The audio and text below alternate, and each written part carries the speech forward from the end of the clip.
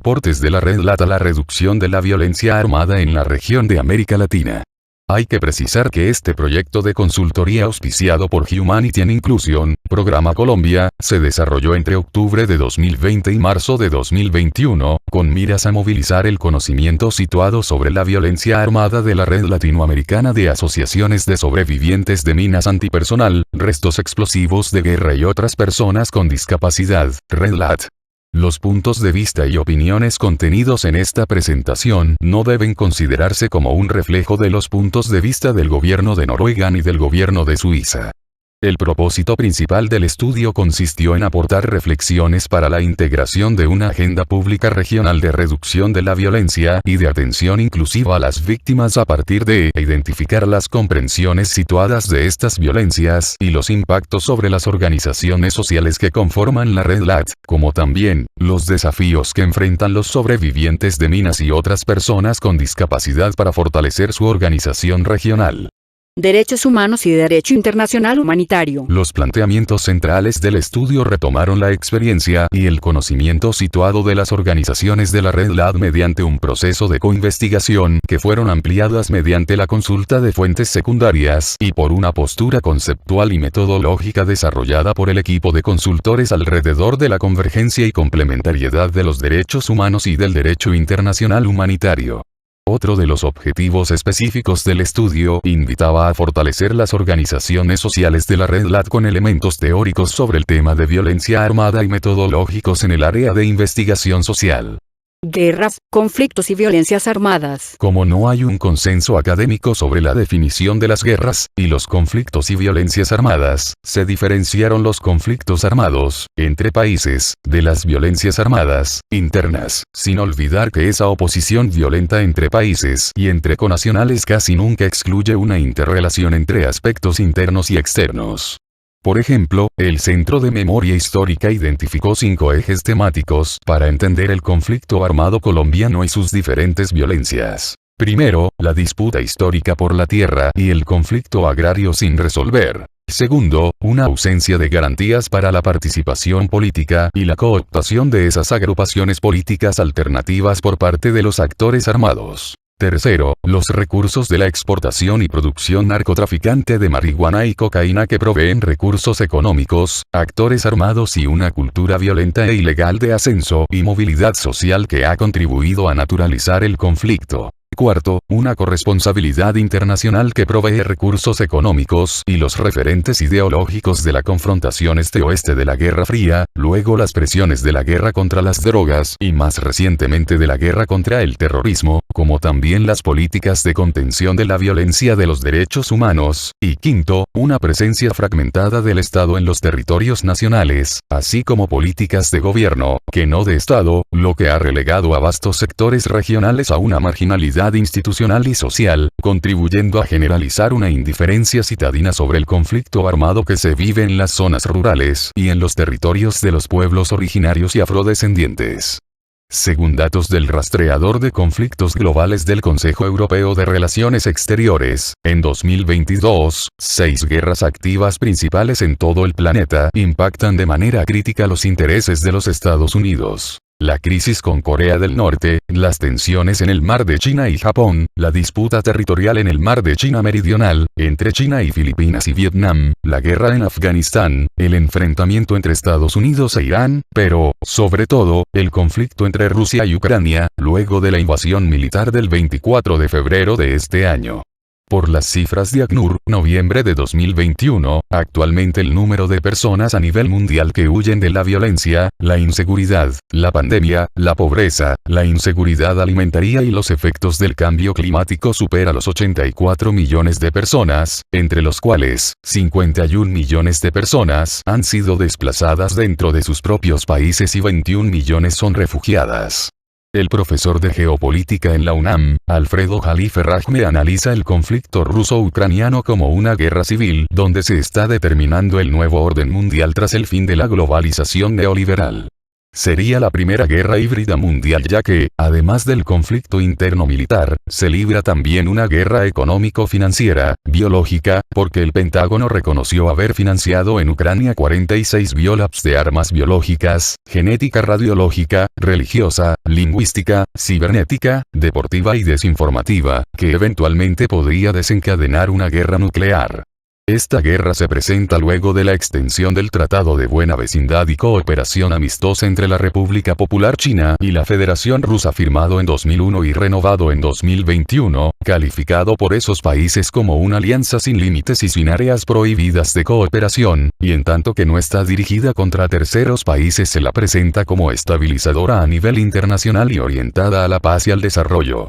Nuevo orden capitalista mundial tripolar. La parte cuarta de este tratado entre China y Rusia apoya organizaciones internacionales como la Organización de Naciones Unidas, ONU, la Organización Mundial del Comercio, OMS, al paradigma de cooperación sur-sur de Brasil, Rusia, India, China y Sudáfrica, BRICS, al Grupo de los 20 que es un foro internacional de gobernantes y presidentes de bancos centrales, G20, al Grupo de Shanghái, SCO, al Bloque de la Asociación de Naciones del Sudeste Asiático, ASEAN, y al Foro de Cooperación Asia-Pacífico, APEC. Un mundo tripolar donde ya no tiene sentido clasificar las fuerzas entre derecha e izquierda, porque son conceptos que se originaron en el siglo XVIII y que fueron característicos de la Guerra Fría entre el bloque oriental comunista y el bloque occidental capitalista, porque tras la caída del muro de Berlín, se precipitó la disolución de la Unión Soviética, entre 1989 y 1991, y porque Rusia y China también son hoy países capitalistas que están impulsando la proliferación de nuevos regionalismos, nacionalismos y soberanismos, disputando la hegemonía de los Estados Unidos. Jalife Rajme, 2022.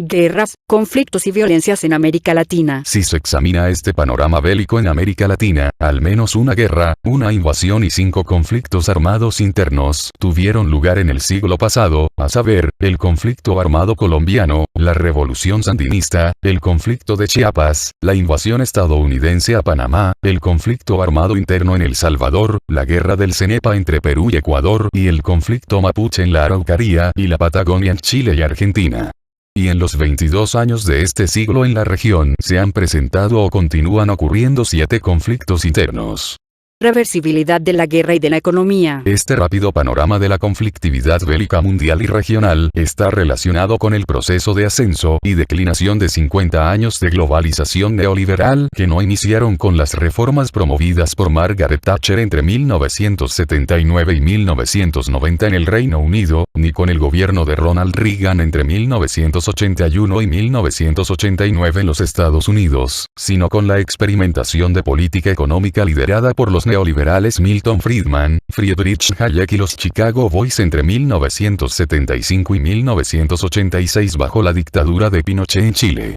Con esta situación como telón de fondo y teniendo clara la insolvencia de pago de varios de los países endeudados por la deuda externa, siguió en los años 80 y 90 la segunda fase neoliberal promovida por el Banco Mundial y el Fondo Monetario Internacional con el nombre de políticas de ajuste estructural que tenían 5 objetivos. Primero, poner los estados en capacidad de pagar la deuda externa. Segundo, cambiar la tendencia del modelo de desarrollo anterior, incentivando la exportación como vía de acceso al mercado mundial. Tercero, terminar con las distorsiones económicas, déficit fiscal, inflación, subvenciones, exoneraciones, incentivos. Cuarto, regular a la producción nacional por los mecanismos de oferta y demanda. Y quinto, disminuir el tamaño del Estado, privatizando las empresas públicas, reduciendo el gasto público y aumentando la movilidad de capitales y la flexibilidad laboral. Así que en el origen de las fuerzas políticas y económicas neoliberales están la guerra civil y el fascismo, como forma de renovar la acumulación de capitales en el mundo.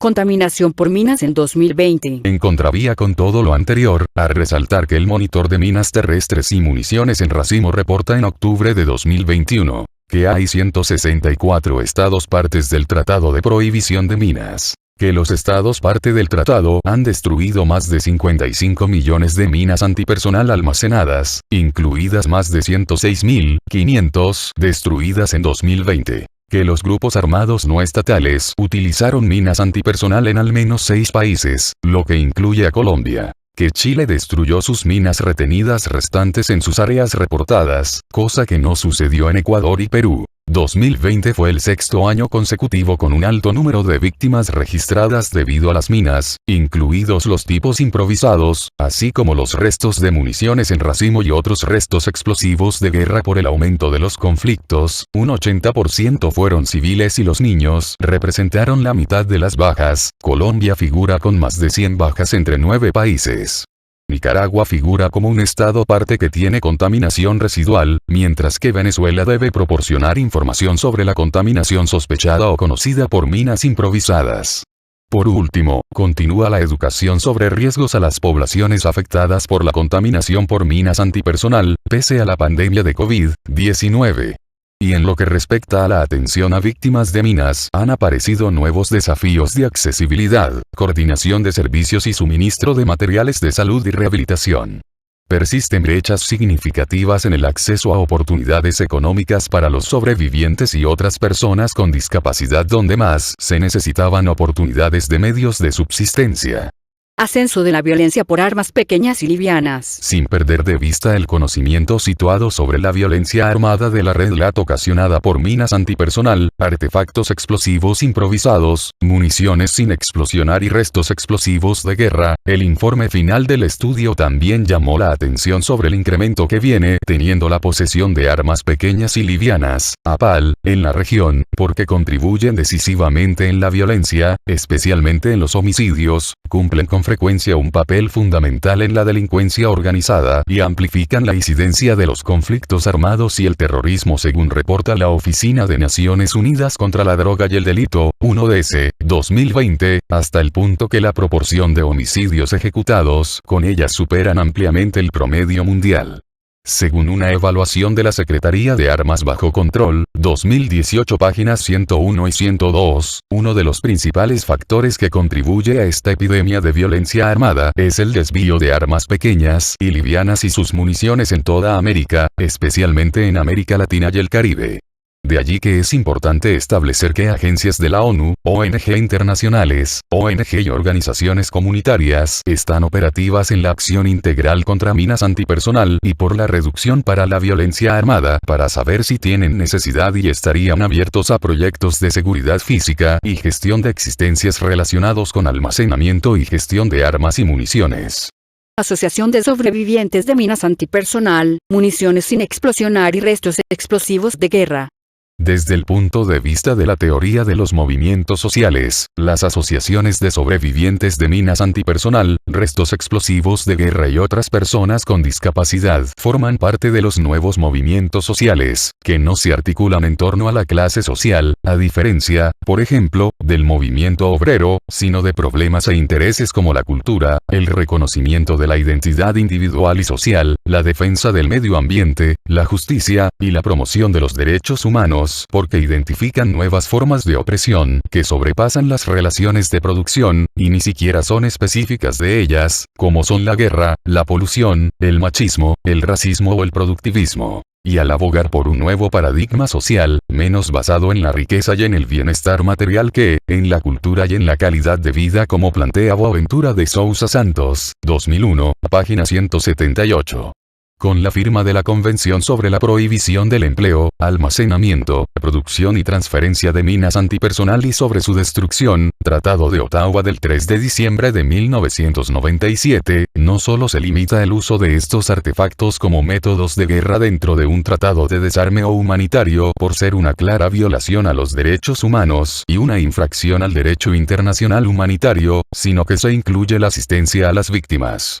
Así que la Red LAT brinda apoyo entre pares, acompañamiento de los sobrevivientes, otras personas con discapacidad y sus familias en el acceso a derechos y servicios, fortalecimiento asociativo, adelante estrategias de salud sexual y reproductiva, a gestión de riesgo de desastres, asistencia a víctimas en situaciones de conflicto o violencia armada, e incidencia en derechos de las personas con discapacidad como un foro que contribuye a la reconciliación entre diferentes actores de un conflicto armado, como precisa el informe de Wanda Muñoz y Humanity and Inclusion, 2019. Importancia de los estudios de Johan Galtung. Johan Galtung nació en Noruega en 1930. Es filósofo, sociólogo y matemático. Combinando el taoísmo, el budismo y la ética de Gandhi, creó la perspectiva y la metodología de la investigación sobre la paz. Ha escrito una vasta obra, compuesta por unos 150 libros y más de 1500 artículos. Es director del Transcend International, Organización para la Información y Acción Cívica en los ámbitos de la paz, el desarrollo y la cultura.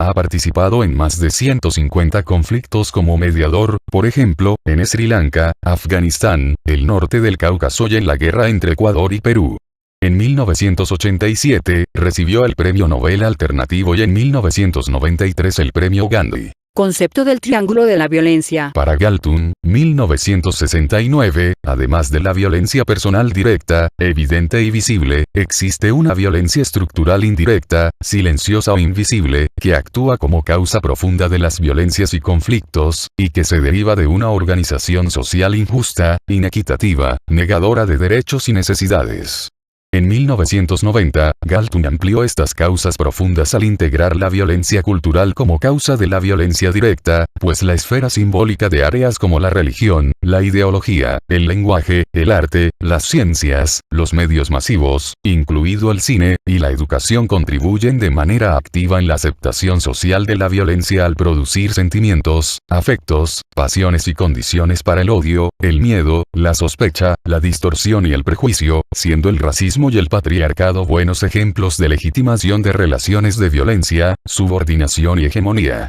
Por esta vía, Galtung, 1996, organizó una visión triádica de la paz. Paz directa más paz estructural más paz cultural, en oposición a los tres niveles o patrones de la violencia. Violencia directa, violencia estructural y violencia cultural. Por tanto, el amor, la bondad física y verbal y un reconocimiento de las necesidades básicas contribuyen a una paz positiva directa. La sustitución de la represión por la libertad, de la explotación por la equidad, de la imposición por el diálogo, de la fragmentación por la solidaridad y de la segregación por la participación redundan en una paz positiva estructural. Y una sustitución de la legitimación de la violencia por la legitimación de la paz y el uso de la no violencia contribuyen a la paz positiva cultural. Sin olvidar que la construcción de la paz implica una transformación no violenta y creativa de los conflictos, una paz por medios pacíficos en el nivel microindividual, mesosocial, macroestatal de los conflictos intersociales e interterritoriales, mega de las civilizaciones y regiones y meta del mundo.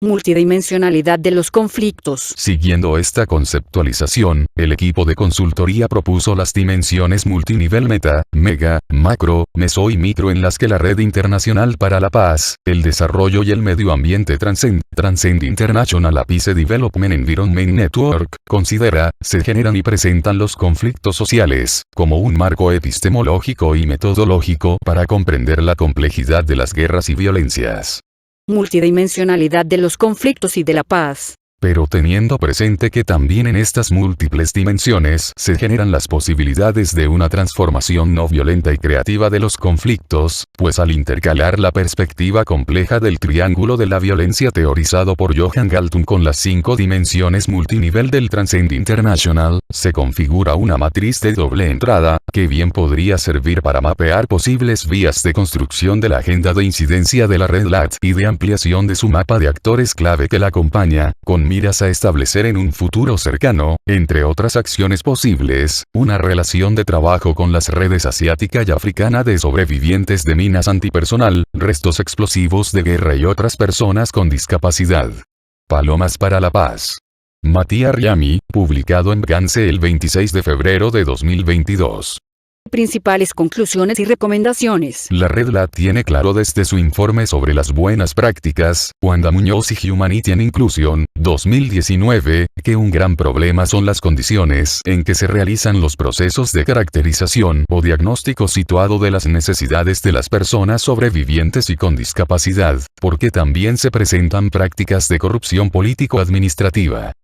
Principales conclusiones y recomendaciones. Es necesaria una formación política para la exigibilidad de derechos y construcción de escenarios de paz y resolución no violenta de conflictos, como una estrategia educativa comunicativa de formación de jóvenes y otras poblaciones en contextos formales, no formales e informales que involucre una pedagogía sobre los marcos legales, las políticas públicas y sobre la propia historia situada de los conflictos armados en las regiones y las estrategias de resistencia y búsqueda alternativa de resolución de conflictos, incluidos otro tipo de pluralismos jurídicos y sistemas jurídicos como las justicias de las comunidades negras, raizales, comunitarias e indígenas. Principales conclusiones y recomendaciones. Es constante el interés de una posible relación entre las asociaciones locales y nacionales de los países, pero también entre países, para conocer las formas en que inciden las organizaciones en sus respectivos contextos, frente a las constituciones nacionales vigentes y a las políticas públicas específicas de atención de las víctimas, sobrevivientes y personas con discapacidad para ubicar buenas prácticas que puedan ser exploradas como acciones de incidencia dentro de la red y puestas en diálogo con redes de otros continentes, lo que constituiría una manera de desarrollar en diferentes dimensiones la asistencia, la formación y el apoyo entre pares. Llamada de la Paloma a la Paz. Paul Mitchell, publicado en Gance, el 9 de marzo de 2022. Acerca de la incidencia. Los trabajos sobre incidencia política, por parte de movimientos y organizaciones sociales, estudian la gestión de cambios en las políticas públicas orientados al desarrollo de nuevos programas de política pública o a modificar varias dimensiones de los momentos lógicos del diseño, implementación, monitoreo o evaluación de los programas vigentes. Moreno, 2019. Estos actores, activamente intentan influir sobre las decisiones de élites institucionales, en todos sus niveles de acción, en función de intereses colectivos o de grupos subrepresentados. Jenkins y Clandermans, 1995, mediante actividades confrontativas y cooperativas que implican interactuar con el gobierno y otras instituciones públicas. Tapia y otros, 2010, página 13. Estos grupos pueden encontrarse especialmente limitados en sus objetivos de incidencia política por cuestiones estructurales como, por ejemplo, la situación macroeconómica nacional, la estructura productiva o la estructura de clases, la estructura de oportunidades políticas, la aparición de ventanas de oportunidad y coyunturas críticas, o las capacidades estatales que existan para responder el reclamo en el área de gestión a la que estén interpelando. Entre las distintas estrategias para la incidencia que estos actores despliegan, en particular, las organizaciones de base, se identifican: A. Estrategias de mediación, B. Estrategias de confrontación y C. Estrategias de expansión de la arena de decisión. Moreno, 2019. Plan de incidencia 2022 de la Red LAT. Al leer con detenimiento las líneas de base propuestas para una reunión con expertos realizada el pasado 29 de enero sobre su plan de incidencia 2022, se destaca que la Red LAT ya tiene claro un concepto de incidencia o de incidencia política, que con el plan diseñado para este año habría que fortalecer su incidencia en relación con la educación en el riesgo de minas y respecto de la asistencia integral a víctimas, que también es necesario dar mayor visibilidad a las víctimas civiles, vincular nuevas organizaciones y que para el fortalecimiento de la incidencia se quiere o se debe priorizar a los grupos de niños, niñas y adolescentes, a los pueblos indígenas y tener un enfoque de género. Objetivos de la Red LAT y organizaciones aliadas. En los objetivos ejes del trabajo de la Red LAT, consignados en la página web, esta incidencia está planteada ante gobiernos y otros actores para implementar todos los derechos de las víctimas, otras personas con discapacidad y sus familias, como de las asociaciones y organizaciones de los sobrevivientes de minas antipersonal y restos explosivos de guerra, para informar sobre las situaciones de estas personas y organizaciones como sobre sus prioridades. En particular, la importancia de un registro adecuado, apoyo psicosocial, rehabilitación integral e inclusión socioeconómica. Para promover la comprensión y la articulación entre la Convención de Prohibición de Minas y de la Convención de los Derechos de las Personas con Discapacidad, y para facilitar el intercambio de experiencias y buenas prácticas entre las asociaciones de la región con otros actores regionales e internacionales. Red Lat también identifica como organizaciones aliadas y cooperantes a Humanity and Inclusion, la Agencia Suiza para el Desarrollo y la Cooperación COSUDE, el Ministerio de Asuntos Exteriores de Noruega, la Campaña Internacional para la Prohibición de las Minas, ICBL, la Red Latinoamericana de Organizaciones de Personas con Discapacidad y sus familias, RIAD y CICELAC Seguridad Humana en Latinoamérica y el Caribe. Precisiones conceptuales claves. En el informe final del estudio, que hoy se publica, se precisó que, para orientar la incidencia de la red, hay que tener presente que ese concepto de reducción de la violencia armada es característico del paradigma del realismo político, una escuela o teoría de relaciones internacionales fundamentalmente estadocéntrica que subestima la dimensión estructural de los conflictos, porque no cuestiona las raíces o causas profundas de las violencias, ya que solo busca limitar o desaparecer la violencia armada, preservando el poder o interés del Estado, para lo cual usa la coacción por la fuerza y un marco criminal y de seguridad para manejar los conflictos. Por el contrario, existen unos enfoques alternativos transdisciplinarios de transformación de los conflictos, afines a la investigación para la paz, estudiados, teorizados y desarrollados por Johan Galtung, John Burton y John Paul Lederach, que buscan determinar cuáles son las causas de la guerra, las violencias y los conflictos, poniendo en evidencia la exclusión socioeconómica y regional, la relación entre desigualdad, injusticia y violencia, así como la violencia de género como factores generadores de los conflictos, pero también tratando de establecer las condiciones éticas para la transformación de los conflictos y la construcción de una paz sostenible por medios pacíficos, y no solo la derrota o aniquilación de los oponentes, al tiempo que proveen un mejor entendimiento sobre el rol de la sociedad civil en la transformación de los conflictos. Incidencia y convergencia de los derechos humanos y del derecho internacional humanitario. Portada del estudio publicado, Humanity and Inclusion, julio de 2021. Portada del estudio publicado, Humanity and Inclusion, julio de 2021. Ampliación del mapa de actores de la Red Lat. Y en la recomendación para fortalecer las redes sociales e institucionales de apoyo, se amplió mucho más ese mapeo de actores de la red, identificando y acercando a otros sectores sociales locales, nacionales, regionales o internacionales que puedan acompañar y contribuir con conocimientos e información o influir en la opinión pública alrededor de la agenda de incidencia que defina la Red Lat para los próximos años, con miras a que otras personas expertas contribuyan a fortalecer su radio de acción acerca del derecho internacional humanitario, el derecho internacional de los derechos humanos, el desarme humanitario en la región latinoamericana y el Caribe, el fortalecimiento asociativo y la participación ciudadana en igualdad de condiciones, desde los centros de memoria histórica, las comisiones de la verdad, defensores de los derechos humanos, expertos y expertas de la política pública, escritores y escritoras o literatos y literatas sobre las violencias, historiadores e historiadoras, investigadores e investigadoras de la violencia, ministerios públicos, observatorios de la violencia, ONG nacionales, regionales e internacionales, organismos nacionales e internacionales del derecho internacional y del derecho internacional humanitario, otras organizaciones comunitarias, organizaciones defensoras de los derechos de las personas con discapacidad, periodistas investigadores e investigadoras, universidades con líneas de investigación en violencias, conflictos, violación de los derechos humanos y personas con discapacidad. Ampliación del mapa de actores de la Red Lat. La incidencia de la Red Lat podría desarrollarse no solo con la agenda que ya se tiene establecida en los objetivos ejes del trabajo, sino con la prevalencia de nuevos objetivos que eventualmente podrían surgir de una mejor y más precisa definición del concepto de incidencia política, de la vinculación de nuevas organizaciones y de la priorización que se logre establecer no solo en los grupos de niños, niñas y adolescentes, en los pueblos indígenas y con el enfoque de género, sino sobre todo con, o desde, estas poblaciones. Porque las organizaciones e instituciones pueden actuar desde una política de la representación, suponiendo lo que esas poblaciones específicas son, quieren o necesitan, siendo muy distinto a obrar desde una política de la participación, con ellas y desde ellas. Un ejemplo es el caso emblemático de los niños y de las niñas.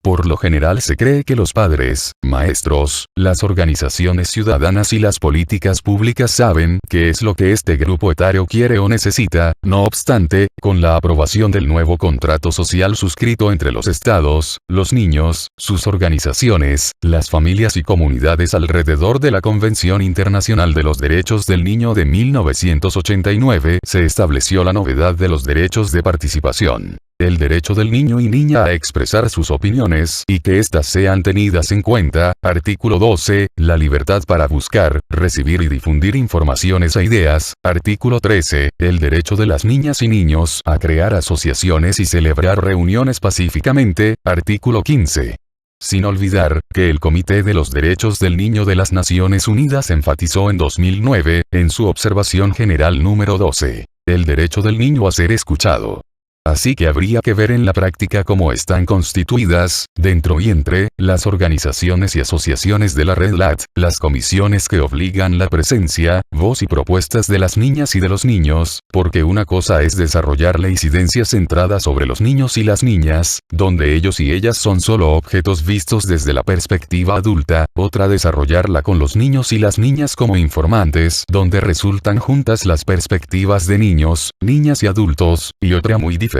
sería una incidencia encabezada por los niños y las niñas, donde los adultos son acompañantes y asesores. Manfred Lebel, 2007. Y otro tanto puede plantearse para el caso de las poblaciones campesinas, las mujeres, los indígenas y los afrodescendientes víctimas con discapacidad y sus familias, sobrevivientes de minas antipersonal y restos explosivos de guerra. Nuevos objetivos de la Red LAT y la Convención Internacional de los Derechos del Niño. Por último, también hay que tener presente que los diferenciales de poder funcionan en cadena, pero que hay diferentes cadenas de poder que funcionan a niveles micro y macro, siendo necesario pensar las unas con las otras, pues desde el siglo XVI funcionan en el mundo 6 grandes jerarquías de poder: clase, raza, género, sexualidad, religión y cuerpo, en las que todos estamos emplazados. Sabemos que la clase de los propietarios está ubicada en la parte superior de la cadena, mientras los no propietarios están abajo. En la jerarquía de raza los blancos están arriba, los no blancos abajo.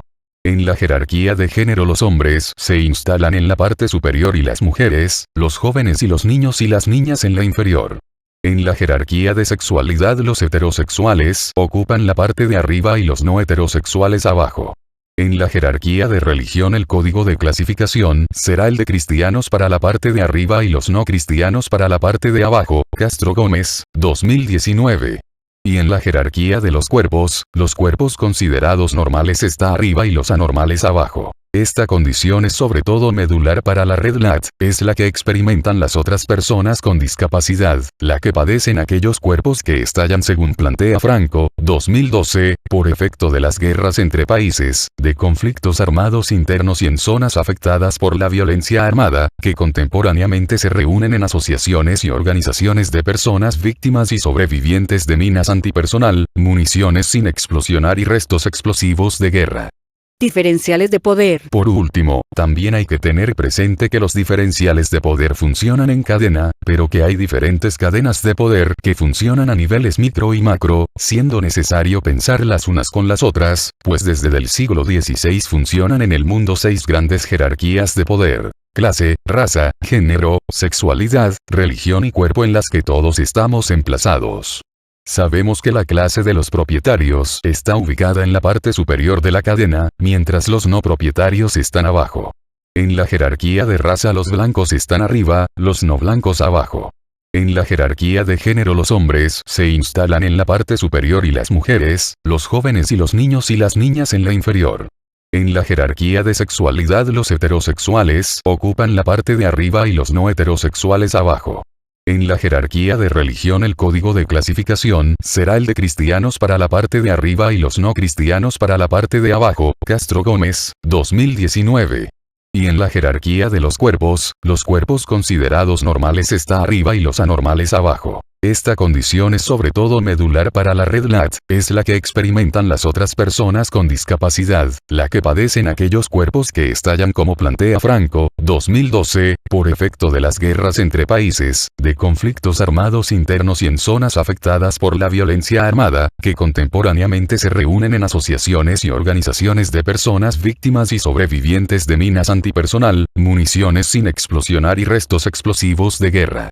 Enfoque analítico de la interseccionalidad. Por tanto, la agenda de incidencia de la red LAT debe involucrar la interseccionalidad, un enfoque analítico que subraya que el sexo, el género, la etnia, la clase, la orientación sexual, el credo religioso y la discapacidad, están interrelacionadas, porque cuando interactúan tales diferenciales de poder dentro de experiencias sociales concretas, crean múltiples niveles de injusticia social, discriminación y exclusión. De allí que las luchas políticas, que procuran universalizar los derechos humanos, buscan extender la inclusión política y jurídica para los individuos o grupos que desafían estas cadenas jerárquicas, puesto que los propios derechos humanos de origen eurocéntrico solo reconocen a aquellos individuos que pertenecen a la familia universal de los seres racionales, es decir, aquellos que pueden valerse por sí mismos, ser autónomos e independientes. Así que hoy por hoy se exigen derechos humanos para los no blancos, para los no propietarios, para los no cristianos, para los no heterosexuales y para las personas con discapacidad o diversidad funcional, ya que dentro de esa distribución diferencial de la precariedad de los cuerpos, ciertos tipos de cuerpos aparecen de manera más precaria que otros, haciendo potencialmente susceptibles de explotación unos cuerpos más que otros, lo que sustenta la idea de que solo ciertas vidas humanas son dignas de protegerse, de ser vividas, lloradas o preservadas. Referencias documentales.